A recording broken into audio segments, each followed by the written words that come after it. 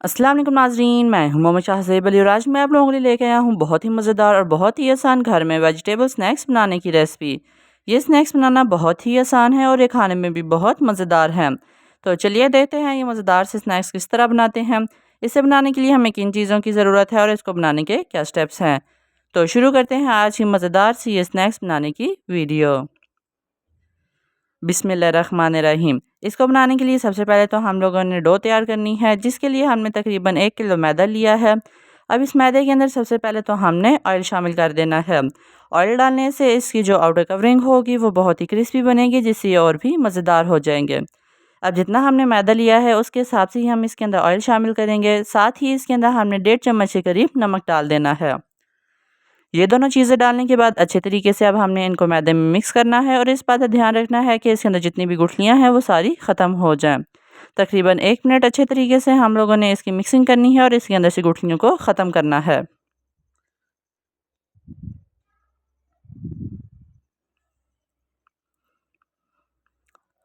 तो नाज़रीन, अब आप देख सकते हैं इसकी मिक्सिंग हमने कर ली है और अगर आप इस जगह पे अब इस मैदे को हाथ में प्रेस करेंगे तो ये सारा जुड़ने लग जाएगा। मतलब कि अब ये डो के लिए बिल्कुल मैदा रेडी है। तो अब हमने इसके अंदर थोड़ा थोड़ा पानी शामिल करते हुए अच्छे तरीके से इसे गूंद लेना है। जिस तरह नॉर्मल आटे को घर में गूंदा जाता है इसी तरह हमने इसे गूंद लेना है। इसके अंदर कोई स्पेशल टेक्निक का इस्तेमाल नहीं होगा। लेकिन इस बात का आपने ध्यान रखना है कि इसके अंदर बिल्कुल थोड़ा थोड़ा पानी शामिल करते हुए इसे अच्छे तरीके से गूंदना है। अचानक से सारा पानी इसके अंदर नहीं डाल देना, नहीं तो ये डो सारी ढीली हो जाएगी और बाद में अच्छे तरीके से इसके स्नैक्स नहीं बन पाएंगे। अब इस डो को गूंदते हुए आपने इस बात का भी ध्यान रखना है कि ना तो ये बहुत ज़्यादा सख्त होनी चाहिए और ना ही इसको हमने बहुत ज़्यादा ढीला बनाना है। तो नाज़रीन, अब आप देख सकते हैं कि ये डो बिल्कुल तैयार हो चुकी है। ना तो हमने इसे बिल्कुल सख्त बनाया है और ना ही हमने इसे बहुत ज़्यादा ढीला कर दिया है। इस जगह पे हमने इस डो को गूंद लिया है। तो अब इसे रेस्ट देने के लिए तकरीबन हमने 1 से 1.5 घंटे के लिए छोड़ देना है। इसको छोड़ने से पहले आपने इस बात का ध्यान रखना है कि इसके ऊपर अच्छे तरीके से ऑयल लगा लेना है। इससे ये होगा कि ये बिल्कुल भी खुश्क नहीं होगी।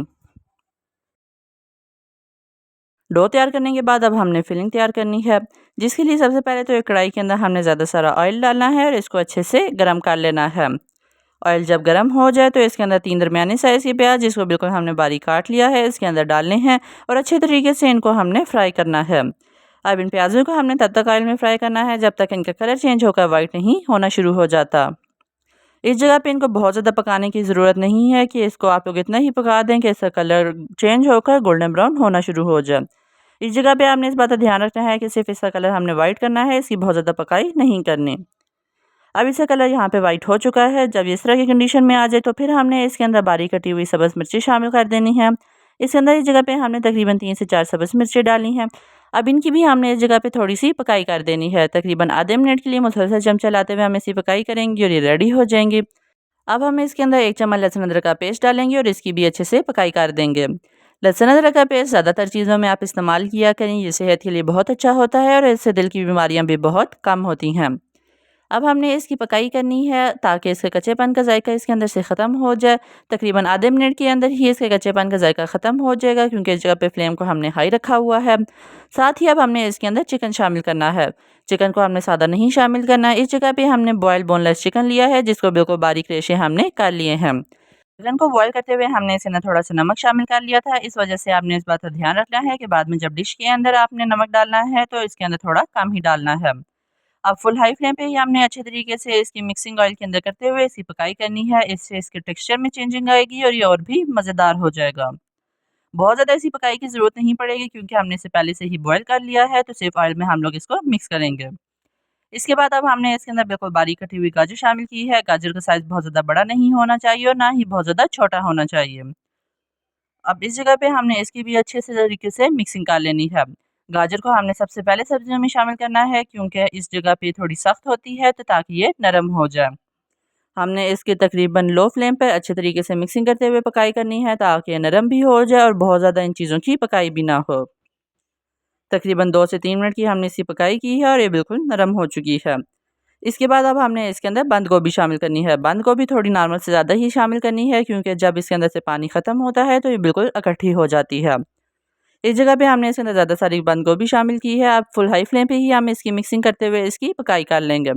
इस जगह पे अभी तक हमने कोई मसाला शामिल नहीं किया, सिर्फ हमने इसके अंदर सब्जियां शामिल की हैं और साथ ही थोड़ा सा हमने चिकन डाला है। जब इन सारी चीज़ों की हल्की सी पकाई हो जाएगी, फिर उसके बाद हम इसके अंदर मिसाले शामिल करेंगे, क्योंकि बहुत ज़्यादा मिसालों की पकाई करने की हमें ज़रूरत नहीं है। इस जगह पे सब चीज़ें बिल्कुल रेडी हो चुकी हैं, तो अब मिसाले शामिल होंगे, जिसके अंदर 1 चम्मच बारीक पिसी हुई काली मिर्च, 1 चम्मच कुटा हुआ खुश धनिया, 1 चम्मच कुटी हुई लाल मिर्च और बिल्कुल आधे से कम चम्मच हमने इसके अंदर नमक का शामिल कर दिया है। ये सारे मसाले डालने के बाद अब अच्छे से हम इनकी पकाई करेंगे। नमक हमने इसके अंदर थोड़ा इसलिए डाला है क्योंकि जो चिकन हमने बॉयल किया था उसमें भी डाल लिया है, और जो डो हमने तैयार की है उसके अंदर भी हमने नमक डाला हुआ है। अब बहुत ज़्यादा इसकी पकाई करने की ज़रूरत नहीं पड़ेगी, सिर्फ हल्की सी हम हाई फ्लेम पे इसकी मिक्सिंग करेंगे और ये मसाले बिल्कुल पक जाएंगे। अब 2 फाइनल चीज़ें हमने इसके अंदर शामिल करनी है, जिससे ये फिलिंग और भी मज़ेदार हो जाएगी। सबसे पहले तो आप लोग अगर वेजिटेबल फिलिंग बना रहे हैं तो इसके अंदर सोया सॉस लाज़मी डालें, इससे ये और भी मज़ेदार हो जाएगी। और आखिर में हमने इसके अंदर थोड़ा-सा केचप शामिल कर लेना है, जिससे थोड़ा-सा इसके अंदर मीठा जायका आएगा और इससे और भी फ्लेवर मज़ेदार हो जाएगा। अब इन दोनों को एक दफ़ा हमने तकरीबन 1 मिनट के लिए हाई फ्लेम पर मिक्स करना है। बहुत ज़्यादा इनकी पकाई की ज़रूरत नहीं पड़ेगी, और जैसे ही मिक्स हो जाएँ तो फ्लेम को हमने नीचे से बंद कर देना है, क्योंकि ये फिलिंग बिल्कुल रेडी हो गई है। तो नाज़रीन, इस जगह पे अब आप देख सकते हैं कि ये फिलिंग रेडी हो चुकी है। फ्लेम को हमने नीचे से बंद कर दिया है, और इस जगह पे अब हमने इसको ठंडा होने के लिए छोड़ देना है। इस जगह पे डो को बनाए हुए तकरीबन 1 घंटा हो चुका है, ये बिल्कुल तैयार हो चुकी है, और हमने इसके थोड़े से पेड़े भी बना लिए हैं। बहुत ज़्यादा बड़ा साइज़ हमने पेड़ों का नहीं किया, छोटे साइज़ के ही हमने बनाए हैं। इसके बाद अब हमने एक पेड़ा लेना है, जिसको सबसे पहले तो हमने बेल के बिल्कुल पतला कर लेना है। सबसे पहले तो हमने खुश्क मैदे के ऊपर डस्टिंग करनी है, ताकि ये नीचे चिपके नहीं। इसके दोनों साइडों पे हमने खुश्क मैदे को लगाना है। थोड़ा-सा बेलने से पहले हाथों से प्रेस कर लेना है, ताकि इसका साइज़ थोड़ा-सा बड़ा हो जाए और बेलने में भी इसको आसानी हो। अब अच्छे तरीके से हमने इसको बेल लेना है। बेलते हुए हमने इस बात का ध्यान रखना है कि ना तो ये बहुत ज़्यादा डो मोटी होनी चाहिए, और ना ही हमने इसको बहुत ज़्यादा पतला कर देना है। अगर मोटी होगी तो फ्लेवर मज़े का नहीं आएगा, और अगर पतली होगी तो ये फ्राई करते हुए टूट जाएगी। इस वजह से इन दोनों चीज़ों का हमने लाज़मी ध्यान रख लेना है। तो नाज़रीन, अब आप देख सकते हैं कि इस डो को रोल करके हमने काफ़ी बड़ा कर लिया है। इस जगह पे ना तो ये बहुत ज़्यादा मोटी है और ना ही बहुत ज़्यादा पतली है। इस जगह पे ये डो तो तैयार हो चुकी है, तो अब हमने इसकी कटिंग कर लेनी है। इस जगह पे आप जिस शेप के स्नैक्स बनाना चाहते हैं आप बना सकते हैं, लेकिन हम लोगों ने आज से स्नैक्स बनाने के लिए स्टेंसिल्स का इस्तेमाल किया है। ये डम्पलिंग्स वाला स्टेंसिल है, जिससे ये बहुत आसानी से डम्पलिंग बनाए जा सकते हैं। इसी से ही आज हम लोग ये स्नैक्स तैयार करेंगे। सबसे पहले तो हमने इसकी जो नीचे वाली साइड है वो इस डो के ऊपर प्रेस करनी है। इससे ये होगा कि ये डो कट जाएगी। अच्छे तरीके से प्रेस करने के बाद हमने इसको थोड़ा सा हल्का सा घुमा लेना है। इससे ये होगा कि ये बिल्कुल अलहदा हो जाएगी। इसी तरह अब हमने सारे जितने भी इसके अंदर से शेप्स काट सकती हैं वो सारी काट लेनी हैं। सबसे पहले इस स्टेंसिल को हमने डो के ऊपर प्रेस करना है। प्रेस करने के बाद हल्का सा हम लोगों ने इसको रोटेट कर लेना है। ऐसा करने से ये डो से बिल्कुल अलहदा हो जाएगी। तो नाज़रीन, आप देख सकते हैं कि इसकी जितनी शेप्स काट सकती थी वो सारी हमने काट ली हैं। अब इसके अंदर जितना भी एक्स्ट्रा साइड पे डो बच गई है उस सारी को हमने उठा लेना है। ये डो ज़ाया नहीं होगी। हम लोग फिर से इसका पेड़ा बना के इसके बाद में और ये स्नैक्स बना लेंगे। इसी जगह पे आप लोगों ने जितने स्नैक्स बनाने हैं उस तरह सबसे पहले तो इनकी शेप काट लेनी है और इनको साइड पे करते जाना है। जब सारे स्नैक्स की शेप काट जाएँ तो फिर उसके बाद हमने ये स्टेंसिल लेना है। आप देख सकते हैं कि इसके ऊपर हल्के से ग्रूव से बने हैं, जिनकी मदद से आपस में डो जुड़ेगी। अब इसके ऊपर जो हम लोगों ने डो कट की है वो इसके ऊपर रखनी है, और अच्छे तरीके से हमने बिल्कुल साइड से इसको प्रेस कर लेना है। ऐसा करने से ये होगा कि ये उतरेगी नहीं और बाद में आपस में जुड़ भी जाएगी। अब इस जगह पे डो स्टेंसिल के ऊपर हमने रख दी है, तो अब हमने फिलिंग इसके अंदर डाल लेनी है। बहुत ज़्यादा फिलिंग इसके अंदर नहीं डालनी, थोड़ी सी ही हम फिलिंग डालेंगे, और फिलिंग हमने इस एंगल पे डाली है जिस एंगल पे ये स्टेंसिल बंद होगा। फिलिंग डालने के बाद हमने इसे थोड़ा सा सेट कर लेना है, फिर इस स्टेंसिल को हमने बंद कर देना है। बंद करने के बाद आपने इस बात का ध्यान रखना है कि अच्छे तरीके से इसे प्रेस करना है, और इस बात का भी ध्यान रखना है कि दोनों साइडों से ये अच्छे तरीके से डो आपस में जुड़ जाए। प्रेस करने के बाद एक्स्ट्रा डो जितनी भी बाहर निकल आएगी उसको हमने एक उंगली की मदद से उतार लेना है, क्योंकि इसकी ज़रूरत नहीं पड़ेगी और इसकी शेप को भी ये ख़राब करेगी। एक दफ़ा एक्स्ट्रा डो उतारने के बाद हमने फिर से इसे प्रेस करना है और स्टेंसिल को आराम से करके खोल लेना है।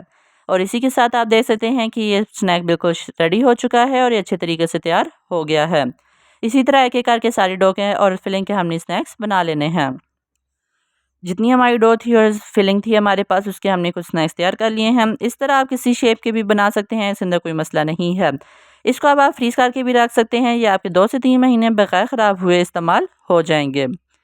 अब हमने इनको फ्राई करना है, जिसके लिए सबसे पहले तो एक कढ़ाई के अंदर हमने ज़्यादा सारा ऑयल लिया है, इसको फुल तेज़ गरम किया है और इसके अंदर एक एक करके जितने भी आ सकते हैं वो सारे डाल देने हैं। इस बात का आपने ध्यान रखना है कि बाहर से सिर्फ हमने इसकी कवरिंग को ही पकाना है, अंदर से फिलिंग जो है वो सारी हम लोग पका चुके हुए हैं। इस वजह से फुल हाई फ्लेम पर अच्छे तरीके से 1 मिनट के लिए दोनों साइडों से हम इसको फ्राई करेंगे और ये बिल्कुल स्नैक्स रेडी हो जाएंगे। अब थोड़ी देर बगैर हिलाए हमने इनको फ्राई होने देना है। ऐसा करने से ये होगा कि एक साइड से फुल सख्त हो जाएगी और बाद में जब हम इसे हिलाएंगे तो ये बिल्कुल भी ख़राब नहीं होगी। अब तकरीबन 1 मिनट गुजरने के बाद इंसानों की हमने साइड को चेंज कर देना है। साइड चेंज करने के बाद आप देख सकते हैं कि जो पहले नीचे ऑयल वाली साइड पे थी वो अच्छे तरीके से सख्त हो चुकी है। तो अब दूसरी साइड से भी हमने इसको फ्राई करना है।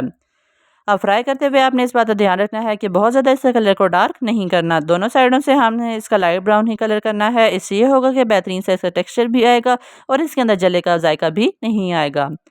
आप देख सकते हैं कि तकरीबन आधा मिनट और गुजरने के बाद इसका साइड से कलर चेंज हो चुका है और ये बिल्कुल रेडी हो गए हैं।